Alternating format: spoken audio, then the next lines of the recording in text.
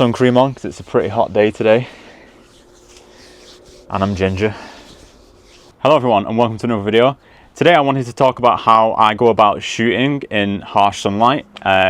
It's about midday now and there's like no cloud cover, the sun's at its highest, and yeah, it's pretty harsh lighting, as you can probably see to the side of the van. So I just want to talk about how over the past couple of years I've learned to embrace that type of lighting, because you know, we don't always get the luxury of going out when the conditions are perfect. Yeah, I want to show you how I tackle conditions like this, show you how I tweaked my shooting style to more embrace it, and usually now I can come away with photographs no matter what the weather. So yeah, I want to bring you along, show you how I tackle harsh lighting like today, and yeah, hopefully you can learn something from that.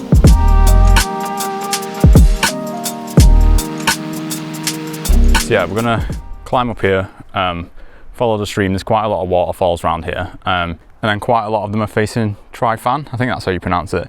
Let me know in the comments below if that's the wrong pronunciation. So yeah, hopefully, even though the lighting's harsh, we should get some like decent shots around here. So I'll catch up with you once I've got up to the top.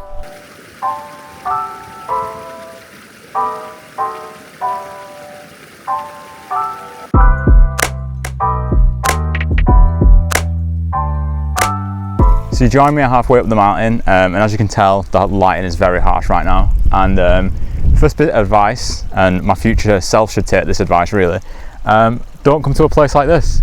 Don't come to somewhere that is really open. There's no shadows to play with.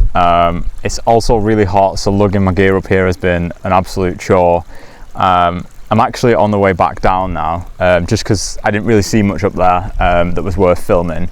I have got a few photos that I'll show throughout the video, but nothing really worth showing on camera really. So yeah, I recommend really you should go to towns, cities, or even into like forest areas where you've got a lot of like shadow, where you can play with like different lighting situations. And to be fair, I usually do that myself, but for some reason I just had this area in mind today, and I was like, well, I'm gonna come here and hopefully I can find something that's worth shooting. And like I say, I've got a couple of photos, but nothing portfolio worth it or anything like that. But I've had a decent walk up here. Oh, now there's two people coming. Right, so as you can see, I've just moved locations. When I was filming, I was actually on a public footpath. Oh, for now there's someone else watching me. Right, sorry, as I was saying, yeah, I've moved locations now. I was actually on the public footpath on the way up, and as I was filming, two people were coming towards me and I was like, nope, can't do this. So I've had to like pack up and move. But to be fair, I've ended up in a better location anyway. It's quite a nice view here. So what was I saying? My advice would be to avoid places like this on a really harsh day. It'd be okay if there was a bit of scattered cloud cover, because then you could play with the shadows as they move in front of the sun. Also, apologies if the audio's a bit naff here, because I am in between two waterfalls and there's some quite noisy bikes driving down the road down there, so apologies if you can hear all that. Another piece of advice, when I am shooting in conditions like this, even if I'm in a big open area like this, if there's nowhere near you where you can go and there's shade or whatever, I like to shoot on a very long lens. So shoot on 50 to 300 mil, zoom in on the details of things, and be a bit more minimalistic about your composition and keep less distractions in there, less noise. I do find that when you use a longer lens, you can kind of work with the lighting that you've got. I don't know if I've got any real examples of that today, but I will throw up some older examples of some photography I've taken in the past. But yeah, I do find like if you shoot on a longer lens, like I say, get a 70 to 200 or a 70 to 300, and yeah, just focus in on those finer details. But yeah, we're gonna get back down to the van now. I'm starving, so we're gonna go and pick up some food, and then we're gonna switch locations. I'm gonna go towards the coast. There was some fog and mist down there earlier on today, but whether that's still there, I'm not sure. But yeah, we'll go down there. It's going to be a bit cooler there, and hopefully we can find a few more like shaded spots and a few more interesting subjects down there. So yeah, I'll join you at the next location.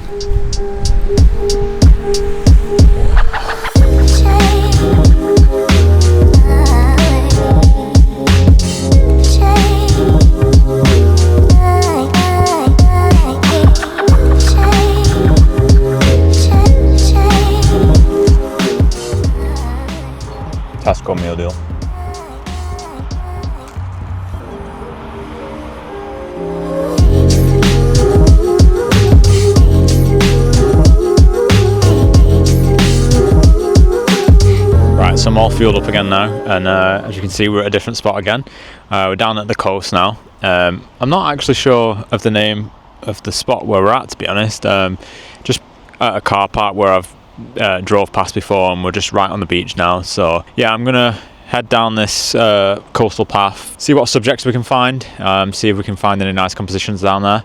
But I thought, while I'm here, just stop off and give a few more pointers really, and like talk about what changed in my photography. One good thing, if you are shooting on a day like today, because you might not get like many portfolio worthy images in this type of weather, I find it nice, especially if you are shooting how I mentioned before, where you're shooting more minimalistic. It's nice to add the photos together and showcase the photos as like a little bit of a storyboard, because an image on its own can look a bit meh, but if you tie it in with other photos from that location and show a little bit of a story, it elevates the image slightly. So I do shoot like that a lot more now. And coming to how I changed how I shoot, the main thing is just not chasing the golden hour light. I feel like early on as a landscape photographer, like you always get taught like you must shoot in golden hour, that's the best time to shoot. And like, yes, it is the best time to shoot, and that is when you're going to get the best light and the most dramatic photos and things like that. But it's not always feasible to shoot at that time of day. I know for me, like I really struggle to either get out for sunset or get out for sunrise, mainly because I'm lazy when it comes to sunrises, to be honest. But yeah, I just find it's a lot harder to create if you're just in that little window of golden hour. If you do plan to go out on golden hour, there's no guarantee then that you're gonna get the nice lighting that makes these like incredible photos or these dramatic photos. But yeah, I quickly realized like I couldn't chase this amazing light. I couldn't chase golden hour anymore, because I would plan trips and I'd get frustrated every time I went out because either I wasn't getting the good light or I missed it and I was rushing and it all feels very hectic. And so I started to come away from that. But yeah, I started to just take my camera out more during the day, and what I started doing is I would just take all my gear away. Like I wouldn't bring my bag or anything. I would just have my camera in my hand and I would just go out with one lens, mainly a prime lens, because I do feel like that forces you to think about your composition a bit more. So I used to go out with either the Fujifilm 23mm or the 50mm, and I would just go out with that one lens and I would just see what I could shoot at any time of day. And slowly but surely, like I started seeing compositions that I wouldn't have generally seen in the past. And now if I go on a day trip, I come away with like a handful of photos like every single time. And yeah, they're not always portfolio worthy, but I come away with photos that I'm happy with, and I feel happier when I come away from that day because I know that I've had a good day out, I've had like a good walk or a good hike, plus I've come away with photos that I'm happy with. So I'm a lot less stressed now, and I just feel like, to be fair, it elevated my style of photography like massively. And yeah, I'm just generally a lot happier with my photography now, and I'm just very experimental with it these days. Like, to be fair, like today for instance, like I've gone out today and I know there'll be a load of photos on my camera that I'll probably just put in the bin because they're not that good, but I know there will be like a handful that are good and are usable, and I will use them on social media and I'll use them in this video. So yeah, I do feel like it, like I say, just coming back to the point is, yeah, golden hour is great, and that's the goal for us all. Like, we all want to go and shoot in this perfect lighting, but don't stress about it. Like, if you're not getting that lighting, if you've only got a small window of opportunity on a weekend where you can go out with your camera, just don't stress about it. Just think about what the lighting's doing, think about where you're going to go, think about what you want to shoot, and just use it to your advantage rather than seeing it as a disadvantage. That's how I look at photography now, and it's definitely like improved like my results, and it's improved like how I feel about photography, and it's improved my style and composition. So yeah, if there's anything you take away from this video, just try not to stress about going out at those golden hour times, and yeah, just try and be a little bit more flexible and like just use the weather to your advantage and just have more fun with it generally.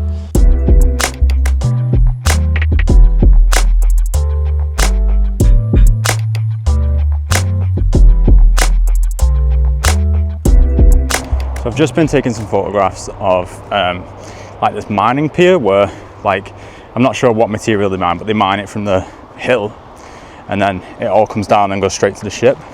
I've seen it a few times as I've been going past on a bypass, but I've never really like thought you could get there. I always thought it was industrial and all closed off, but yeah, I was driving past today and I realised that you could get down there, so I've just headed up there now. Got some really nice shots, I feel like. Yeah, because it's an industrial building and it's on like a nature spot, like it's just on the coastline, it sticks out and it's like really harsh to the landscape, so the harsh lighting seems to like blend well with that, just because it's harsh in general. So yeah, pretty pleased I got some shots from that. But yeah, just as I'm walking back to the van now, a couple of other pointers for shooting in weather like this. Sorry, I'm out of breath and I am so hot now. I kind of, even though I've had a good day, you know, I wish the weather was slightly less warm. You know, it's a bit uncomfortable, especially when you're carrying all this gear. When it's hot, I'm sticking to minimal gear only. Like, I'm not lugging this backpack around much longer. It's a pain in the arse. But anyway, one of the things that I had to learn is when it's a blue sky day like this, obviously the sky isn't really adding anything to your photo. So if you can, try and avoid blue sky, see if you can cut it out of your frame. But if not, don't be afraid to overexpose that sky, because it's just going to be blue anyway. In this lighting, it really suits like if the sky's like slightly overexposed, or I find it does personally anyway. So yeah, don't be afraid to overexpose your skies, or just try and cut them out if you can, if the composition allows. While we're on the topic of minimal gear as well, that's something that I started doing and really started enjoying, to be honest. I feel like bringing less gear helped me shoot more. So if you think about it, if you're lugging all your camera gear in your bag and your camera's in your bag and you're walking around, you're not gonna stop very often to take your bag off, pull the camera out. Whereas if you've got a little pouch bag, like a little sling, or if you're just carrying the camera just by itself, you're much more likely to grab a shot. If you're 50-50 on a shot and you've got your camera in your hand, you're gonna take that photo, because like, why not? But if you've got to take all your gear off and take the bag off, get everything out, you're just not really gonna take that photo, so you're not gonna shoot as much. So I love carrying minimal gear around now. Like, usually when I come out now, I stick to either just bringing one lens out and my camera, or I might bring 2 primes out and switch between the 2. It depends on where I'm going. And I did recently get the Fujifilm 16-80 f4, and I've started sticking that on if I'm going somewhere I don't particularly know that well, and I don't know what I'm going to be shooting. I'll put that lens on just for a bit of versatility, and I'll just take the camera and that lens, and that's about it. So yeah, I find that keeping your gear to a minimum really helped with me being able to like shoot more often and shoot more things. And because I was shooting more things and experimenting more, that's when I started to like find a new style and find these new compositions, and now it's just second nature to me. So yeah, I'd highly recommend, like, if you can, just a few times, just go out, really minimal gear, see how you get on. Yeah, and let me know how you get on in the comments.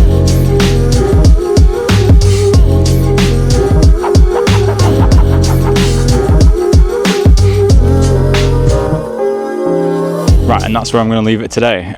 Hopefully you've learned something from this. I've learnt my lesson, to be fair. Don't go into a massive open space when it's super hot and there's no shade anywhere. I am absolutely done for the day now. I feel like I'm going to go home and get straight into bed.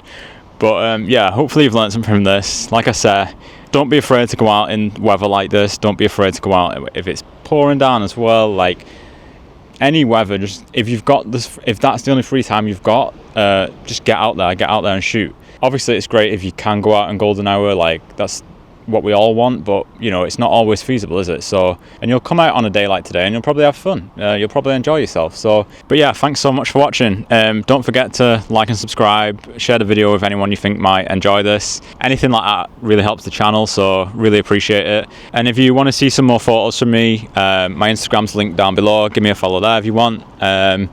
Great way to connect with some of you guys as well over there. And yeah, I'm gonna head home now, probably get straight into bed because I am absolutely done for the day. And yeah, I'll catch you in the next one.